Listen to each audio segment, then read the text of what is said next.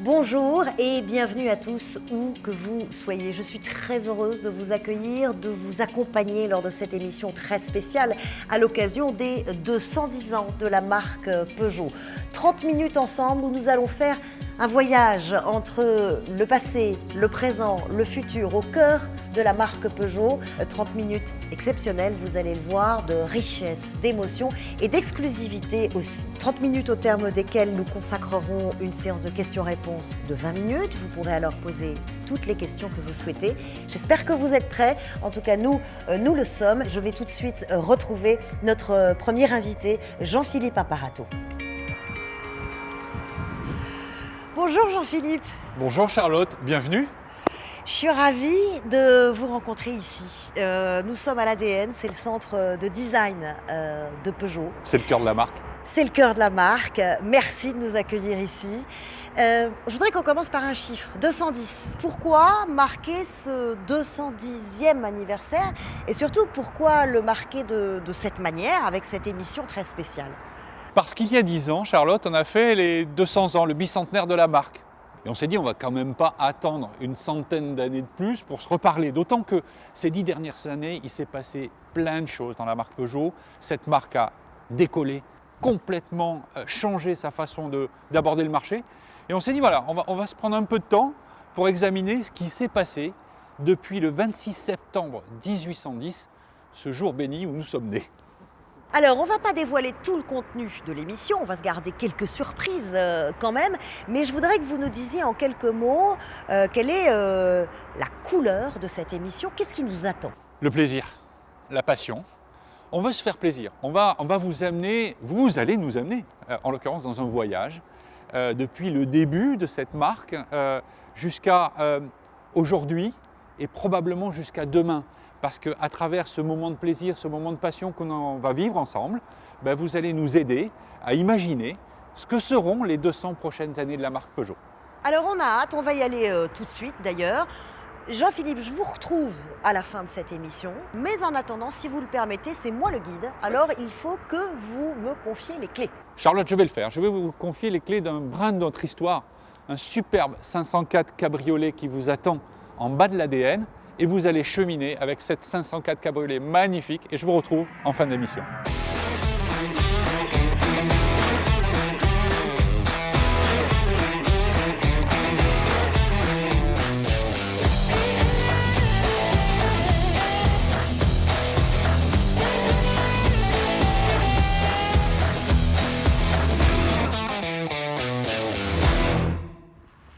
Bonjour Xavier.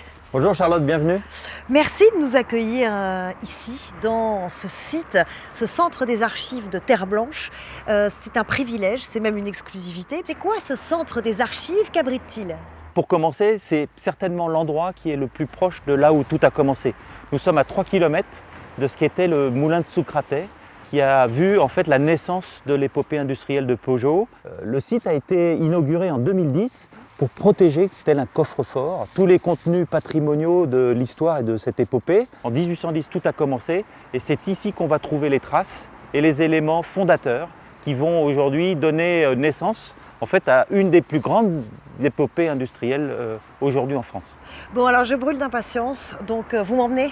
Je vous propose de venir. Je vous suis, vous on êtes y la va. bienvenue. Alors nous y voilà, au cœur de l'incroyable histoire industrielle et familiale de la marque Peugeot. En quoi est-ce un patrimoine unique et quelle est la mission de ce lieu? C'est 7,5 km linéaires d'archives. C'est le 3e centre d'archives privé en France. C'est 4,5 millions de photos, tout format. C'est d'ailleurs 2 millions pour rien que Peugeot. Pas que des voitures, hein, c'est aussi l'histoire industrielle, l'histoire sociale, les bâtiments, le réseau, etc. Tout est regroupé. C'est aussi des vidéos, il y a près de 30 000 vidéos sous tout type de format. C'est aussi des dessins, des affiches, des objets. C'est incroyable. Est-ce que j'ai le droit d'en voir un petit bout? Avec grand plaisir, en fait, et je préfère vous mettre entre les mains des experts. Parce qu'ici, vous avez un conservateur d'archives, il s'appelle Mathieu Petit-Girard. C'est lui qui est le responsable de la conservation. Je vais tout de suite aller le retrouver. Merci beaucoup.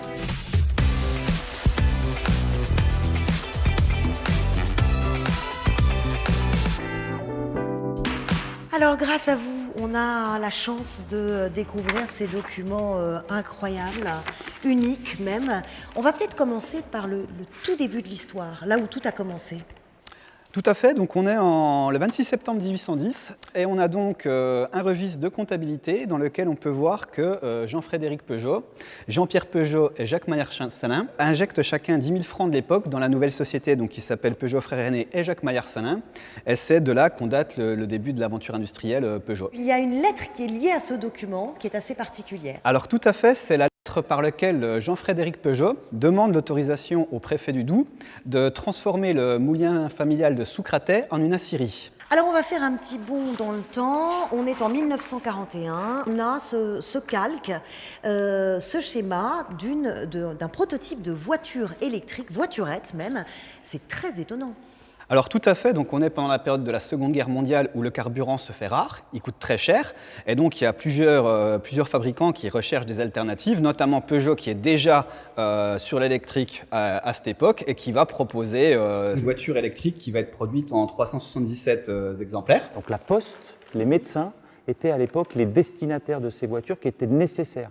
Et on a des bénévoles dans notre association qui se souviennent d'avoir le médecin qui venait chez eux en VLV, qui était la seule voiture électrique à l'époque disponible. On a aussi, en un peu plus récent, ce qu'on appelle un dessin de style. Donc là, on va être en 1981. La fameuse 205. C'est la voiture qui va sauver le groupe. On est en grande difficulté, en danger. Et la 205, qui, au départ, c'est un dessin, en fait, il va devenir un plan technique et après va se concrétiser. Et on est vraiment dans la démonstration aujourd'hui du centre d'archives qui est capable de garder tous les contenus, toutes les étapes qui vont arriver à un moment donné entre les mains des industriels pour être produites. Et ici, à Hérimoncourt, vous avez non seulement le centre d'archives avec tous ces documents, mais vous avez également les réserves du musée de l'aventure Peugeot, 120 voitures exposées au musée, mais 400 voitures qui sont aujourd'hui conservées, protégées, dans des réserves fermées, rares, pour lesquelles je vous invite d'ailleurs à me suivre, parce que nous avons Mathias Sossan, le responsable du design Peugeot qui nous attend pour vous en dire plus. On nous ouvre vraiment toutes les portes aujourd'hui, on a beaucoup de chance. Merci beaucoup et on y va tout de suite.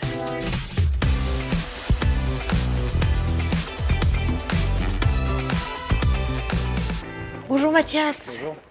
Je suis très heureuse d'être là, c'est même un privilège incroyable. Vous-même, vous le découvrez pour la première fois? En effet, pour moi, c'est une grande première, hein, c'est vraiment une grande première. C'est la première fois que je viens dans ce lieu qui est un lieu mythique, hein, où se retrouvent 400 véhicules, pour certains des pièces uniques, des concept cars, d'autres que je connais bien entendu déjà. Mais c'est vrai que c'est beaucoup d'émotions, en tout cas, d'être à la rencontre de tous ces véhicules. Il y a des prototypes, il y a des voitures de sport et il y a aussi ces modèles cultes, ces modèles qui sont restés dans l'histoire. Et puisque vous êtes le spécialiste, on va aller les voir ensemble. Alors nous allons à la rencontre d'Hervé. Bonjour et bienvenue. Merci beaucoup de nous accueillir aujourd'hui. Vous êtes le gardien de la mémoire de Peugeot. Et là, on est en présence d'un modèle de légende. On est dans les années 30, c'est ça? Au milieu des années 30, vous avez la 402 qui est l'aboutissement du style qui vient d'être remanié sur toute la génération 1 des véhicules. Et là, on arrive sur la génération 2 avec la 402. Cette 402, ce qui est très intéressant, c'est quelque part, c'est l'alliance de l'aérodynamisme et du style. Un des exemples, j'ai envie de dire, le plus emblématique, c'est cette calandre. Hein. C'est le fait que les projecteurs ne soient plus sur les ailes, comme on l'avait auparavant, et ce qui lui donne un attrait, une esthétique complètement unique. On va continuer, si vous le voulez bien, notre visite avec un autre modèle de légende, la 504 coupée. Là, on est en 1969. 1969, elle est présentée dans les salons juste un an après la sortie de son auguste ancêtre, enfin pas ancêtre, plutôt la berline qui vient d'être présentée juste un an avant. Quelle ligne? Pour nous, c'est l'icône de l'élégance, hein. C'est des proportions presque parfaites. Ce qui est intéressant avec cette 504 coupée, bien entendu, elle nous a inspiré pour développer le concept car e-Legend que beaucoup de monde connaissent. Donc c'est vraiment, pour nous en tout cas en tant que designer, c'est une ligne qui reste intemporelle. Oui, avec ces fauteuils en velours, vraiment le summum de l'élégance. On va faire un bond en avant et la 205. Alors c'est vraiment toute une époque. C'est la voiture d'une génération, Hervé.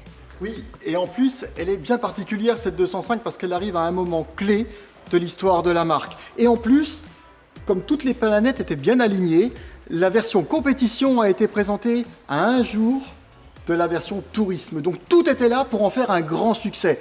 Alors celle-ci, c'est un modèle extrêmement rare. Il n'y en a eu que 200 de produites comme celle-ci. Et encore une fois, c'est un modèle qui est mythique par son design extrêmement simple, extrêmement pur, mais qui devient un objet, un icône en tout cas, l'icône des années 80. Et puis on va terminer avec ce magnifique coupé. Alors là, on retrouve la signature Pininfarina. Exactement, pendant de nombreuses années, les deux bureaux de style et Peugeot et Pininfarina vont proposer différentes idées et on va choisir entre les différents modèles. Et là, c'est Pininfarina qui signe le 406 coupé.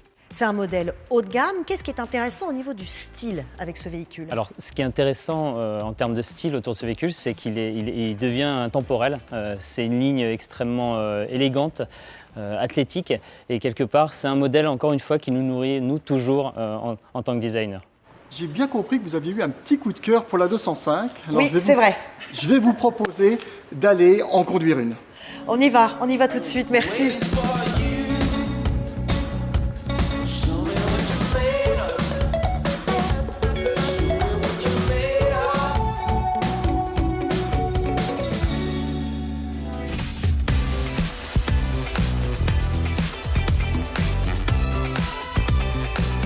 Bonjour Anne-Lise. Bonjour Charlotte. Bonjour Gianmarco. Bonjour Charlotte. Vous nous accueillez ici au musée de l'aventure Peugeot. On vient d'avoir la chance dans la réserve de revisiter toute l'histoire de la marque Peugeot à travers plusieurs véhicules de légende. Et ce qui m'a marqué, c'est la constante adaptation de la marque à son époque. Ouais. Une marque qui a traversé deux révolutions industrielles. En plus de 200 ans, la marque a toujours développé ses activités autour de la passion et de la recherche de la technologie. C'est vrai que si on revient aux origines de la marque Peugeot, on faisait quand même des moulins à café. On est passé après à l'acier, au tricycle à vapeur, au vélo et enfin à la voiture. Et même sur la voiture, ce qu'on voit, c'est qu'on a toujours cherché à s'adapter au contexte, aux besoins de nos clients et de voir comment on pouvait toujours leur garantir une liberté de mouvement sans limite. Peugeot qui a notamment fait le bond de l'électrique dès 1941, ça c'est très étonnant. C'est vrai, le premier véhicule électrique de la marque Peugeot, la VLV, qui venait là répondre à un manque de carburant pendant la guerre. Oui, et sinon on peut citer les années 70. Il y avait la crise pétrolière, le flambé du prix du pétrole, et donc Peugeot a investi sur le diesel. Ou sinon, dans les années 90, quand la marque a lancé la 106 électrique, qui avait des coûts d'exploitation encore élevés, a déployé le premier système d'autopartage. Et encore aujourd'hui, on essaye d'anticiper le contexte de demain, par exemple la fermeture des centres-villes aux véhicules thermiques. Et donc d'où l'importance d'avoir une gamme électrifiée très solide et complète. Une gamme solide et qui s'adapte où on a le choix, mais qu'est-ce qui différencie un véhicule électrique Peugeot d'un autre véhicule électrique? Tout d'abord, c'est la simplicité. Pour un client, c'est facile chez Peugeot. Il peut choisir les modèles, il peut choisir la silhouette qu'il préfère et après, en fonction de ses besoins, la motorisation la plus adaptée. Thermique, diesel ou essence, ou électrifié, 100% électrique ou hybride rechargeable. C'est ça que chez Peugeot on appelle le Power of Choice. Et en fait, ça c'est possible grâce à un choix industriel qu'on a fait d'une plateforme multi-énergie. Sur une même ligne de production, on peut produire le même véhicule, quelle que soit sa motorisation. Oui, et de plus, pour accompagner nos clients dans cette transition vers l'électrique, nous avons développé un écosystème de services complet qui se base sur 3 piliers principaux. C'est la recharge, c'est la mobilité et c'est la réassurance. On voit bien, hein, on entend qu'il faut tout faire pour attirer le client vers l'électrique. Pour ceux qui auraient encore peur, quel gage peut offrir Peugeot ? D'abord, on doit les rassurer parce qu'il y a un contrat de bac qu'on doit remplir, mais après, il faut aussi les séduire avec la performance. Et donc, la i208, elle est capable de faire 0-100 en 8,1 secondes et la 3008 hybride 4 est capable de faire, d'avoir 300 chevaux, d'avoir les 4x4. Et c'est du plaisir qui donne par exemple la 508 Peugeot Sport Engineered qui est capable de coupler la performance ultime avec l'éco-sensibilité. Eh ben, ça m'a donné envie de les essayer, ces voitures. Donc je vais vous laisser et je vais y aller.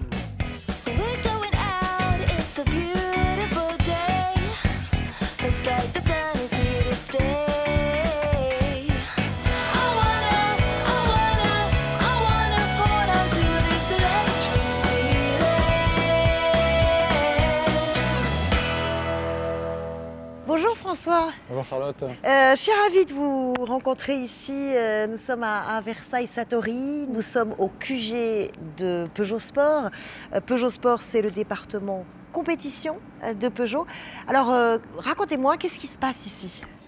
Bienvenue déjà à Versailles-Satori, donc au cœur du réacteur du service compétition de la marque Peugeot.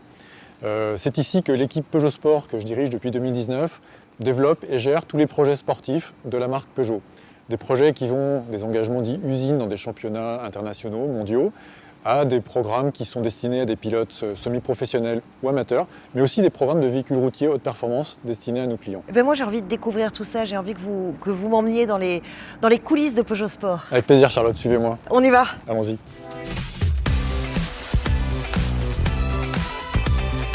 Peugeot Sport, c'est une histoire très riche. C'est surtout une histoire très ancienne. Tout à fait. Cette histoire elle remonte à plus de 100 ans. Si on remonte l'histoire, on se retrouve dans les années 1910 avec des victoires à Indianapolis, 3 victoires qui étaient quelque chose d'extraordinaire pour l'époque. Et effectivement, Peugeot a une histoire sportive assez incroyable de par le nombre de disciplines couvertes dans lesquelles Peugeot a gagné. Beaucoup de catégories, beaucoup de palmarès. Est-ce que vous pouvez nous aider à retracer les grandes étapes? Tout à fait. Alors, Peugeot, au-delà de Indianapolis, a vraiment marqué de son empreinte le monde du rallye. Les rallyes africains dans les années 60-70, comme cette 504, c'était vraiment emblématique, de magnifiques victoires. Ensuite, il y a eu la période du championnat du monde des rallyes avec 2 périodes, la période 205 Turbo 16 dans les années 80 et ensuite dans les années 2000 la période 206 WRC avec des très grands noms du rallye, Vatanen, Salonen, Kankkunen, Sabi, vraiment une grosse réussite. Ensuite, on a eu la grande épopée du Dakar, là aussi en 2 périodes bien sûr, 205 Turbo 16, 405 Turbo 16, puis les DKR, les 2008 et 3008 DKR. Au total, 7 victoires, là aussi beaucoup de pilotes emblématiques, si je cite les derniers, Peter Hansel, Sébastien Loeb, Carlos Sainz. Compétition plus originale aussi, Pikes Peak par exemple? Exactement, on a eu 2 périodes à Pikes Peak dans les années 80 de la même manière, avec 2 victoires, avec une 405 Turbo 16 emblématique, avec un film dont tout le monde se rappelle, qui était très spectaculaire.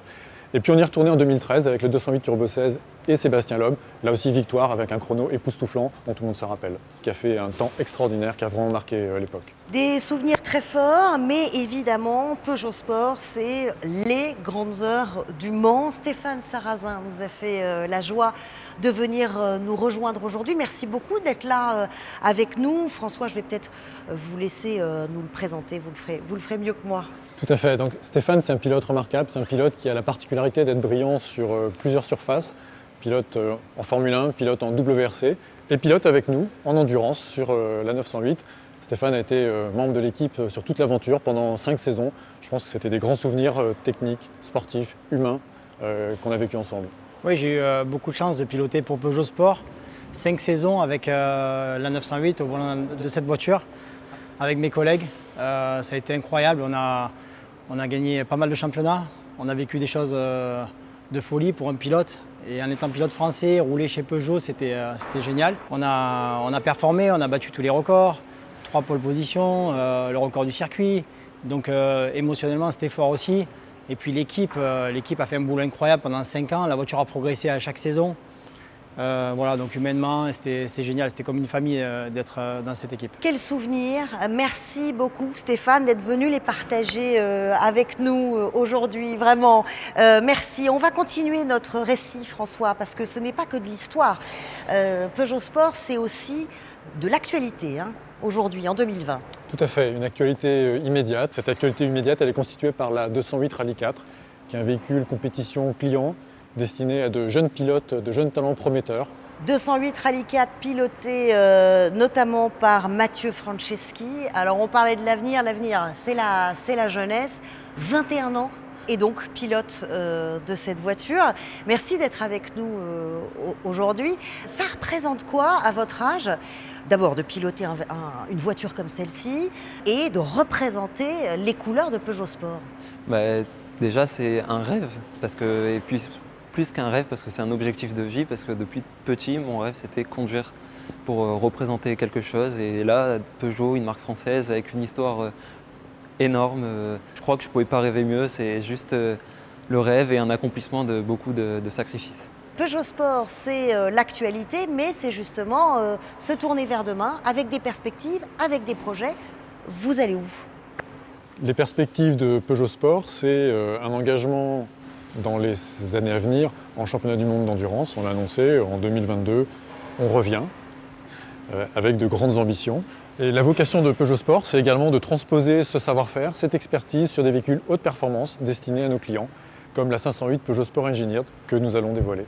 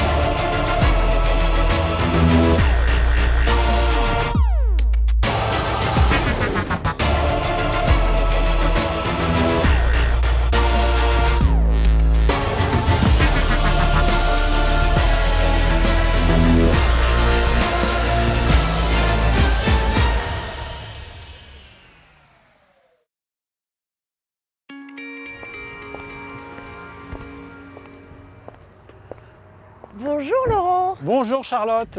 Alors c'est aujourd'hui qu'on découvre enfin cette merveille, la 508 Peugeot Sport Engineered. On a envie de tout savoir. C'est avant tout une voiture ultra performante. Alors oui Charlotte, vous me voyez sortir de la voiture avec un grand sourire, c'est parce que cette voiture, elle est vraiment très performante. Alors je pense qu'on peut citer deux chiffres, 360 chevaux. C'est la Peugeot la plus puissante jamais produite. Et puis 520 Nm de couple. Alors ça, c'est possible grâce à l'électrification de cette voiture qui est un plug-in hybride. Et cette voiture donc, va associer la performance du moteur thermique à la performance de l'électrique, ce qui va donner cette sensation de poussée extrêmement forte qu'on a quand on est au volant de cette voiture et qui est objectivement très agréable. Et puis parlons du châssis aussi. Alors oui, vous savez Charlotte que la tenue de route est au cœur de l'ADN de la marque Peugeot. Eh bien, les ingénieurs de Peugeot Sport se sont penchés sur cette voiture pour en faire un objet ultra efficace. Qu'est-ce qui différencie cette 508 Peugeot Sport Engineered des autres voitures? Avant tout, ce qui la différencie des autres 508 et puis même des autres voitures, c'est cette posture. Vous voyez, cette voiture a été élargie, elle a été rabaissée. Et puis on a cet attribut que sont les jantes, ces magnifiques jantes de 20 pouces avec ces freins de dimension 380 mm qui viennent signer toute la puissance de freinage du véhicule. Et quelle clientèle visez-vous avec cette voiture? C'est avant tout une clientèle qui était prise de performance. Mais c'est une clientèle qui va aussi vouloir transmettre cette image de modernité. Et cette image de modernité, elle va arriver avec toute l'efficience de la voiture, son faible niveau d'émission de CO2, seulement 46 grammes. Et c'est cette combinaison entre cette modernité tirée par l'efficience de la voiture et ce vrai plaisir de conduite qui fera que nos clients seront, à mon avis, ravis de conduire une telle 508 Peugeot Sport Engineered. Journée très importante donc pour Peugeot qui fête ses 210 ans. Que représente cette voiture lors de cet anniversaire? Alors oui, c'est effectivement un bel anniversaire, 210 ans, une marque qui a donc une grande histoire derrière elle. Et bien cette voiture qui est notre haut de gamme, la 508, elle symbolise quelque part la montée en gamme que nous avons effectuée au cours des dernières années avec Peugeot. Et bien sûr, par ailleurs, on voit bien qu'on est dans une mutation, qu'on passe à l'électrique, qu'on passe à l'électrification. Et bien cette voiture, elle vient aussi porter ce message sur la capacité de la marque à électrifier ses véhicules. Et puis évidemment, l'histoire ne va pas s'arrêter là parce que Peugeot Sport Engineered, c'est un label qu'on lance avec cette voiture.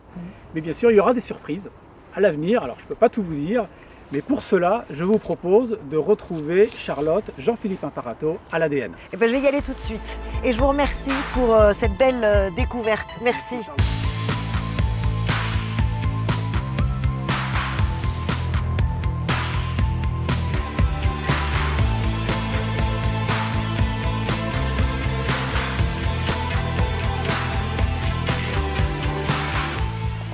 Ravi de vous retrouver, Jean-Philippe. Moi aussi, Charlotte. On vient de vivre ensemble un magnifique voyage à travers l'histoire de la marque Peugeot. Voyage qui nous a emmenés d'hier à demain.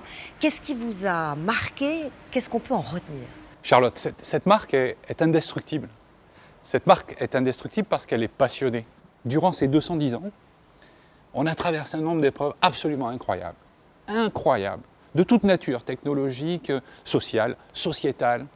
On a tout vécu et on est là après 210 ans, l'une des 3 marques les plus anciennes du monde.